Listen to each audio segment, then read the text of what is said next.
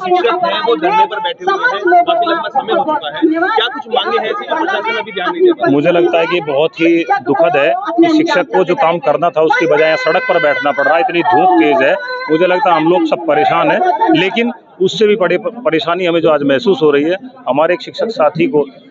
AK-47 द्वारा एक police वाले द्वारा भून दिया गया, छलनी कर दिया गया शरीर। उसकी विधवा, उसके छोटे छोटे बच्चों को देख करके आज हमें इतनी दुख की अनुभूति हो रही है कि हम समझ नहीं पा रहे कि आज हम शिक्षक किस बेचारे की स्थिति में पहुंच गया।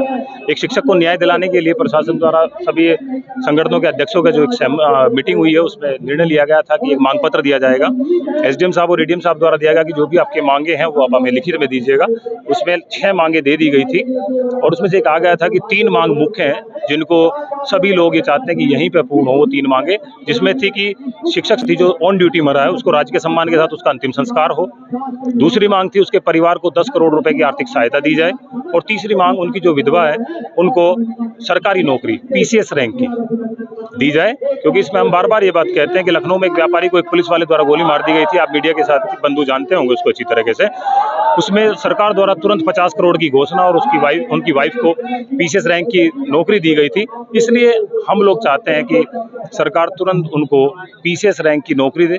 और दूसरा राजकीय सम्मान के साथ और 10 करोड़ की जो घोषणा वो तुरंत यहीं पर पूर्ण हो सकती है। बहुत छोटी मांग है। एक शिक्षक साथी का जो परिवार है जो बर्बाद हो गया उसको कहीं ना कहीं आर्थिक पक्ष उसका मजबूत हो जाएगा और बाकी जो मांगे हैं जो NSA के तहत पुलिस वाले पर कार्रवाई और बाकी जो डिमांड गई है कि इस तरह की ड्यूटियों में पुलिस का वेरिफिकेशन हो, कोई पुलिस वाला शराब या उसकी मानसिक स्थिति ठीक है तभी उसकी ड्यूटी लगाई जाए ऐसे कार्यों में, ये सब मांगे जो कार्रवाई है उन पर कार्रवाई होती दिखे। ये वाराणसी के रहने वाले शिक्षक थे, धर्मेंद्र थे हमारे साथी, जो SD कॉलेज में ट्रक में कॉपियां लेकर के आए थे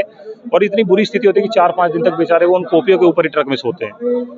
और वो पुलिस वाले खुद आगे बैठे हुए थे, उनको पीछे ट्रक में बैठा रखा था, कॉपियों के ऊपर वो बैठे हुए थे और यहाँ पर रात को आकर के वो SD कॉलेज पर रुके और वहाँ पर कोई बात हुई। अब वो पूरी एक्चुअल स्थिति तो वहाँ से वही बताई जा सकती है, वो पुलिस वाला ही बता सकता है क्योंकि हमारा शिक्षक साथी तो मारा गया कि उसने पूरी की पूरी मैगजीन शराब पी करके शराब के नशे में उस शिक्षक साथी पर खाली कर दी और शरीर छलनी कर दिया। 10 गोलियां से ज़्यादा बताई जा रही है शिक्षक साथी के शरीर में है।